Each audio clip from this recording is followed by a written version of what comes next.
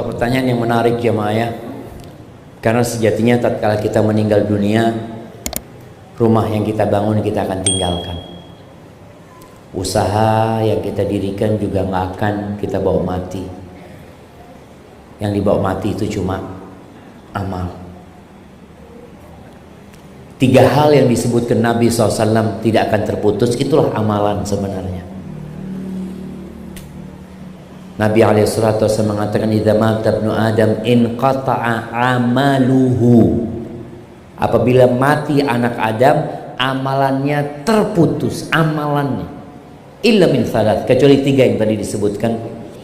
Salah satunya berkaitan dengan ilmu yang bermanfaat. Apakah ilmu yang bermanfaat itu hanya terbatas ilmu agama? Enggak sebenarnya. Semua ilmu yang bermanfaat. Tapi kita tahu mengajarkan ilmu itu butuh niat. Kalau dia mengajarkan ilmu niatnya ria, ya nggak bermanfaat. Bagaimana nanti orang yang pertama menjadi koreknya api neraka itu? Kata Nabi SAW 3 orang. Salah satunya adalah alimun wa qari'ul Quran. Koreknya api neraka itu bukan perampok, bukan pezina, bukan pelacur, tapi adalah orang yang hafal Al-Quran dan orang yang berilmu, ilmu agama. Itu koreknya api neraka. Kok bisa dia? Karena ternyata ilmunya nggak bermanfaat tadi. Kalau mungkin berpandang, oh ilmunya bermanfaat, orang banyak dapat manfaat, tapi buat diri sendiri ilmunya nggak bermanfaat. Didatangkan nih orang di sidang pada hari kiamat, Allah tanyakan tentang nikmat-nikmat yang Allah berikan. Orang ini mengakui, semua telah Engkau berikan kepada aku ya Allah. Lalu Allah bertanya satu pertanyaan, madza amilta biha? Dengan nikmat yang aku berikan engkau buat apa? Kata orang ini, ta'allamtu fika wa 'allamtun nas wa qara'tu fika al-Qur'an. Ya Allah, dengan nikmat yang kau berikan aku belajar, aku ngaji, aku menuntut ilmu demi mengharap keridhaanmu, dan aku mengajarkan ilmu itu kepada umat manusia, dan aku membaca Al-Quran untuk mengharapkan keridhaanmu. Apa kata Allah Azza wa Jalla? Kadzabta, bohong engkau, bohong. Innama ta'allamta liyuqala alim wa qara'ta liyuqala qari. Engkau belajar hanya untuk mendapatkan gelar alim. Engkau membaca Quran supaya dapat gelar qari. Oh, imam, suaranya bagus, hafal Quran. Waqad qil, dan yang engkau dapatkan sudah, yang engkau inginkan kau dapatkan di dunia sudah. Maka berarti ilmunya jadinya nggak bermanfaat. Kalau dikatakan tadi ada orang yang mengajarkan lewat Facebook, lewat media, ya kalau yang dia ajarkan kebaikan dan dia ikhlas lillahi ta'ala, insya Allah itu akan jadi pahala yang bersambung sampai dia meninggal dunia. Tapi kalau yang dia ajarkan kebaikan tapi niatnya nggak benar, ya sudah, akan jadi balak buat dia. Terus kalau yang dia ajarkan itu sesuatu yang tidak sesuai dengan agama, tapi dia ikhlas, itu pun akan jadi balak buat dia. Karena sejatinya semua amalan yang tidak dicontohkan Nabi SAW akan tertolak gitu. Itu berkaitan dengan orang yang menggunakan media. Media ini manfaat sekali buat berdakwah, buat mengajarkan kebaikan. Tadi baik urusan dunia atau urusan agama, tentunya urusan agama lebih utama jamaah. Karena kalau bicara agama ini, kita mengajarkan kepada umat manusia untuk masuk surga. Kalau urusan dunia, ya kita mengajarkan kepada manusia supaya lebih bagus lagi rizkinya atau uang yang dia dapatkan. Adapun pertanyaan yang kedua, orang tua kita yang tidak tahu, yang mungkin ada amalan-amalan dia yang kayaknya mengandung unsur kesyirikan. Kita perlu tahu syirik itu ada 2 atau 3 macam.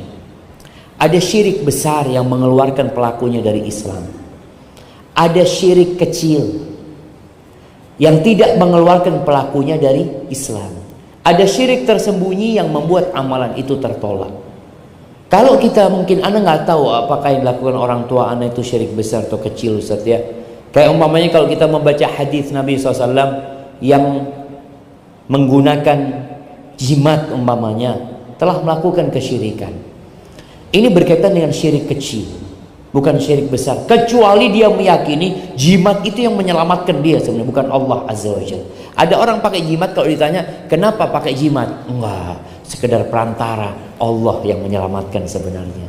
Maka kalau kita nggak tahu orang tua kita tadi melakukan kesyirikan apa tidak, nggak tahu lah Ustaz. Juga boleh jadi orang tua kita melakukan itu dengan uzur ya, dengan ada alasan yang kita juga nggak paham. Ya udah, hukumnya tetap muslim orang tua kita doakan. Kalau tadi dikabulkan apa tidak, Allah yang tahu. Yang dilarang jamaah, Allah mengatakan maka nalin nabi walladzina amanu ayyastaghfiru lil musyrikin walau kanu uli qurba min ba'di ma tabayyana lahum annahum ashabul jahim. Kata Allah, nggak boleh, nabi itu nggak boleh, orang-orang beriman tuh nggak boleh memohonkan ampun buat orang yang mati di atas kesyirikan. Nggak boleh, hukum asalnya nggak boleh setelah jelas. Tapi kalau masih nggak jelas kan kita nggak tahu, ya udah kita doakan semoga Allah mengampuni orang tua kita, merahmatin kedua orang tua kita, dan semoga ya kebodohan mereka, ketidaktahuan mereka itu membuat Allah jadi kesian sama mereka. Hadza wallahu a'lam bissawab. Nah, baik, yang kedua Ustaz dari Al-Ustaz Sandra, silakan. Ini Ustaz tanya sama Ustaz nggak boleh. Assalamualaikum Ustaz. Waalaikumsalam. Alhamdulillah baik. Nah, nyambung pertanyaan tadi juga amal Ustaz. Bagaimana hukumnya ketika seseorang bersedekah kepada yang sudah meninggal Ustaz, atau kepada haji Ustaz? Lanjut yang ini pertanyaan yang keduanya Ustaz. jadi dua-dua semua ini. Kedua Ustaz. Nyambung juga Ustaz. Karena menjelang ini sebentar lagi itu hijau Ustaz. Karena situasi PKM ini ya. Bagaimana kurban dengan sapi betina Ustaz? Apakah boleh? Apakah jelas tidak boleh? Subhanallah. Masya Allah, barakallahu fikum.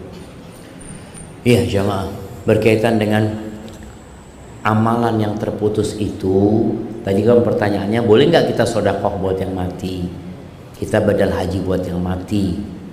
Sodakoh itu bukan amalan yang mati, amalan yang hidup. Kalau amalan yang mati udah selesai. Pertanyaannya, amalan orang hidup bisa nggak buat yang mati? Jadi ini tolong dua permasalahan yang berbeda. Yang pertama, Nabi SAW mengatakan amalan orang mati itu terputus. Jadi amalannya dia. Yang hidup bisa nggak beramal untuk yang mati? Kayak tadi yang dikatakan badal haji atau sodakoh buat yang mati. Masalah ini memang ada khilaf di antara para ulama. Tapi Anda melihat jumhur ulama berpendapat berdasarkan hadis-hadis yang sahih ya. Di antaranya hadis kalau bicara badal haji tentang seorang yang ketika dia berada di Muzdalifah di Dzul Hulaifah, dia mengatakan labbaik Allahumma an Syubrumah, ya Allah aku haji buat Syubrumah. Nabi alaihissalatu wasallam mengatakan, siapa Syubrumah itu? Kata dia, kerabatku atau saudaraku, kata dia. Engkau sudah haji? Belum ya Rasulullah. Engkau hajikan buat dirimu, baru engkau hajikan buat Syubrumah. Ini hadis yang dipakai bagi mereka yang membolehkan badal haji. Dan masih ada hadis lain ketika Nabi SAW berada di Mina. Ada seorang wanita yang bertanya, ya Rasulullah, inna faridatul haji adrakat abi wa huwa syekhun kabir la yathbutu ala rahilah. Wahai Rasulullah, kewajiban haji ini turun ketika bapakku sudah tua renta, nggak bisa naik onta, sudah nggak bisa naik onta, jatuh gitu. Afa ahujju anhu, boleh nggak aku menghajikan orang tuaku?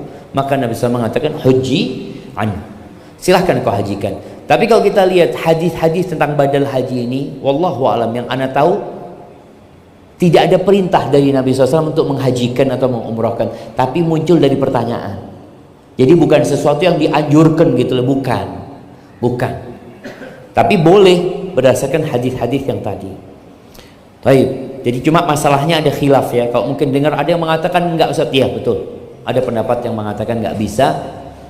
Cuma yang lebih kuat menurut ana wallahu a'lam bishawab, berdasarkan hadis-hadis tadi boleh. Adapun berkurban dengan sapi betina, onta betina, kambing betina, sebenarnya secara hukum boleh-boleh aja, karena syarat kurban itu bukan jantan. Jadi nggak ada syarat kurban itu harus jantan, itu nggak ada. Syarat kurban itu kalau sapi itu umurnya di atas 2 tahun, kalau domba itu 6 bulan, kalau kambing itu 1 tahun, kalau onta itu 5 tahun. Jadi yang ada itu syarat umur, nggak boleh cacat.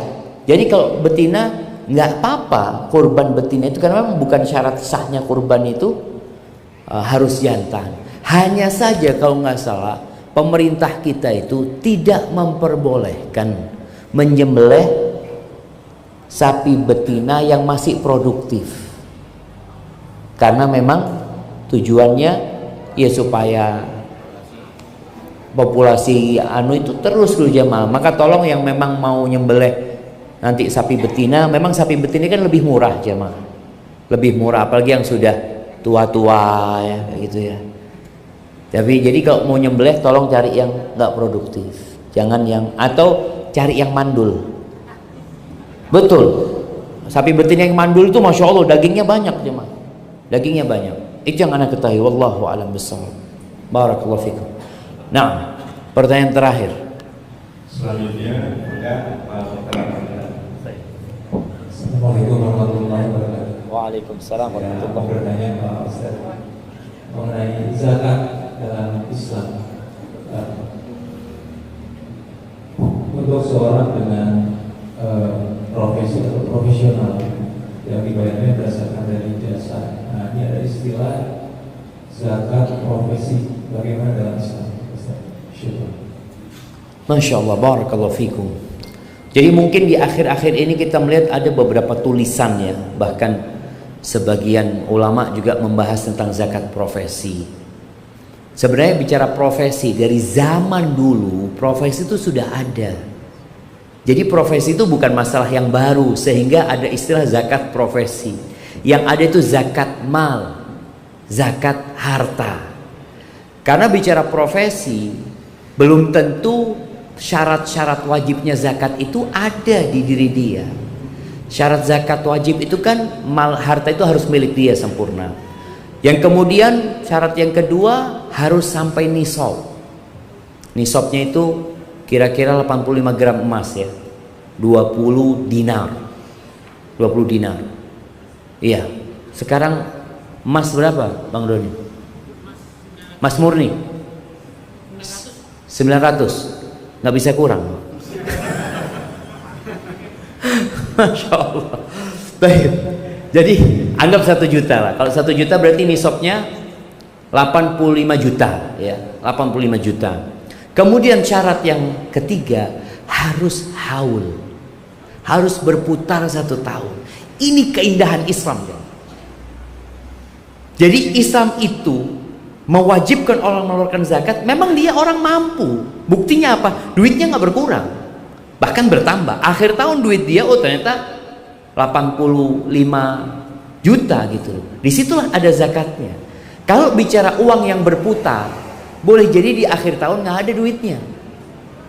Jadi kalau profesi dokter dapat duit ya, mamanya sebulan dia dapat 100 juta, seperti itu, nggak ada zakatnya. Itu pendapat yang lebih kuat, karena memang syaratnya tadi harus berputar 1 tahun. Boleh jadi akhir tahun duitnya dokter ini habis tinggal 5 juta. Kenapa? Buat bikin rumah.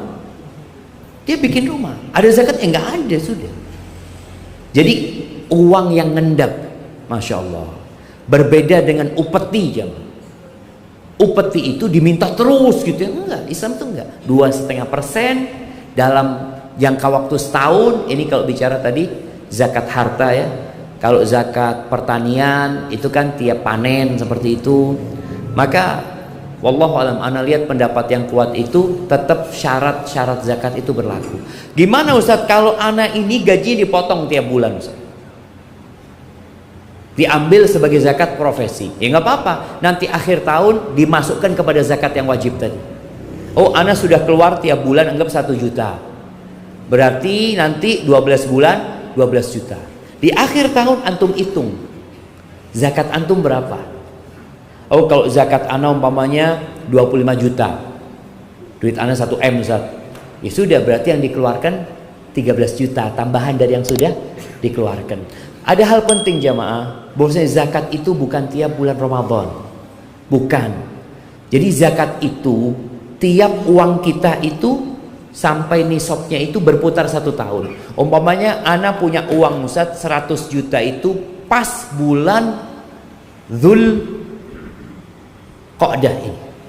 Duit ana 100 juta. Ya udah dilihat nih. Nanti tahun depan duitnya nambah apa malah kurang. Kalau ternyata bertambah Ustaz, ya sudah keluarkan zakatnya di bulan Dzulqa'dah. Tapi boleh nggak Ustaz, ana keluarkan di bulan Ramadan? Boleh. Zakat itu boleh disegerakan, tapi nggak boleh ditunda. Umpamanya yang wajib mengeluarkan zakat bulan Sya'ban, oh nanti ana kepingin pahala lebih besar, ana keluarkan di bulan Ramadan. Bukan pahala yang kita dapat, dosa. Kenapa? Karena sejak masuk bulan Sya'ban itu sudah hak orang lain. Zakat itu milik orang lain loh jamaah. Makanya Allah mengatakan khudz min amwalihim shadaqatan tutahhiruhum wa tuzakkihim biha. Ambil dari harta mereka zakat itu yang menyucikan mereka, menyucikan jiwa mereka, membersihkan mereka. Jadi seperti itu. Jadi zakat profesi yang gajinya besar-besar tetap dikeluarkan ketika setelah setahun sekali. Mungkin perhitungannya mau dikeluarkan tiap bulan nggak apa-apa jamaah. Tapi perhitungannya nanti dia hitung apakah sudah habis zakatnya atau malah masih kurang. Dulu ada alim ulama di Mesir namanya Abu Thur kalau nggak salah. Kaya raya jamaah tapi nggak wajib zakat. Kaya raya tapi nggak wajib zakat. Kenapa? Setiap penghitungan uangnya dia nggak sampai nisab. Kan nunggu setahun kan? Dia sudah bagikan tuh duit. Jadi akhir tahun dihitung, oh nggak wajib zakat. Nah, kenapa? Duitnya nggak sampai nisab gitu. Jadi jadilah orang kaya yang nggak wajib zakat jamaah. Barakallahu fikum. Mungkin seperti itu dok. Ustaz, ada pertanyaan dari Ahmad. Ustaz, adakah bentuk durhaka orang tua terhadap anak? Kemudian seperti apa contohnya? Subhanallah jamaah. Allah Azza wa Jalla akan meminta pertanggungjawaban dari setiap manusia. Kata Nabi SAW, kullukum ra'in wa kullukum mas'ulun an ra'iyati. Setiap kalian adalah pemimpin dan akan dimintain pertanggungjawaban atas apa yang dia pimpin. Warrajulu, dan laki-laki itu pemimpin di rumahnya. Dia bertanggung jawab kepada istrinya, kepada anak-anaknya. Maka kalau dikatakan apakah ada orang tua yang durhaka? Ada. Tapi mungkin istrinya bukan durhaka ya, tapi orang tua yang tidak bertanggung jawab, yang tidak menjalankan tugasnya dengan baik.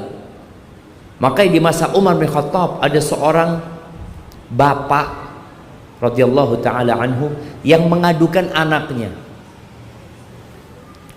Kata bapak ini, aku ini punya anak durhaka sama aku. Dipanggil anaknya sama Umar bin Khattab. Engkau gimana kalau durhaka sama bapakmu? Iya, kata dia. Nih, bapakku ini tidak memiliki ibu yang baik buat aku. Ibunya seorang budak. Yang namanya budak itu kan terikat dengan majikannya. Yang kedua, dia tidak pernah mendidikku. Dan dia kasih nama aku juga Ju'al atau Ja'al.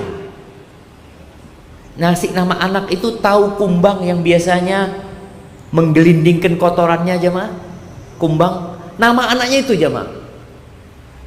Jadi akhirnya Umar mengatakan, kalian kalau ingin anak kalian berbakti sama kalian, kalian berbakti dulu sama anak kalian gitu. Jadi orang tua yang ingin anak-anaknya berbakti, tolong dia jadi orang tua yang berbakti sama anaknya, yang mendidik anaknya dengan baik. Makanya di masa Nabi SAW ini contoh orang tua yang hampir saja durhaka sama anaknya. Ada seorang sahabat yang namanya Bashir Ini riwayat dari An-Nu'man bin Bashir. Bashir ini bawa anaknya kepada Nabi SAW. Ya Rasulullah, aku nih kepingin kasih hadiah buat anakku ini seorang budak. Jadi dulu budak itu kan bisa bekerja jemaah. Jadi anaknya dapat penghasilan gitu loh dari pekerjaannya itu. Aku mau kasih hadiah dia budak, tapi ibunya nggak mau. Ibu anak ini mengatakan, kalau engkau mau kasih dia, engkau harus menjadikan Nabi saksi. Masya Allah, perempuan ini soleh aja. Istrinya Bashir ini Masya Allah. Akhirnya datang nih jumpai Nabi SAW. Nabi bertanya kepada Bashir ini, wahai Bashir, apakah semua anakmu engkau kasih yang sama? Enggak ya Rasul, enggak Rasul, cuma dia yang aku kasih. Nabi mengatakan, apakah engkau ingin semuanya berbakti kepadamu dengan sama? Iya ya Rasulullah. Kalau gitu jangan lakukan ini. Aku nggak mau jadi saksi atas kezaliman. Bentuk orang tua derhaka sama anaknya, dia ngasih hadiah sama salah satu anaknya, yang lainnya nggak dikasih. Ini akan menimbulkan kecemburuan di anak-anaknya. Anak-anaknya bisa jadi putus silaturahim di antara mereka gara-gara bapaknya yang tidak adil. Maka para orang tua, tolong jadilah orang tua yang adil, supaya jangan sampai engkau merusak anak-anakmu sendiri. Berapa banyak anak-anak yang bunuh-bunuhan urusan warisan gara-gara apa? Orang tuanya. Maka kalau dikatakan apakah ada orang tua yang durhaka kepada anaknya, artinya orang tua yang tidak bertanggung jawab? Ada. Contohnya tadi yang disebutkan. Ada orang tua yang hanya mengajarkan kepada anaknya tentang dunia. Itu durhaka sama anaknya. Amanah tuh anak harus diajarin tentang Allah dan Rasulnya, bukan cuma urusan dunia. Maka yang Allah mengatakan, ya ayyuhalladzina amanu qu anfusakum wa ahlikum nara. Wahai orang-orang beriman, selamatkan diri kalian dan keluarga kalian dari api neraka. Bagaimana cerita Qais ibn Amr ibn Qais al-Mullai? Dia mengatakan boleh jadi nanti pada hari kiamat ada seorang perempuan yang menggugat suaminya di hadapan Allah Azza wa Jalla. Ini perempuan, istri. Boleh jadi anak yang gugat bapaknya di hadapan Allah Azza wa Jalla. Perempuan ini mengatakan kepada Allah, ya Rabbi hadza zauji. Nih suamiku nih. Nih suamiku. Ma addabani wala 'allamani. Nih suamiku tidak pernah mendidikku, tidak pernah memberikan ilmu kepada aku. Innama ya'tini bi khubzis su'. Dia cuma jadi mesin pencari uang. Cuma datangkan roti di pasar. Ini sebagian orang tua kayak gitu. Anaknya cuma dikasih uang, dikasih harta, istrinya dikasih seperti itu. Itu contoh-contoh suami atau orang tua yang tidak bertanggung jawab, yang hanya memikirkan urusan dunia. Hadza wallahu a'lam bissawab. Nah.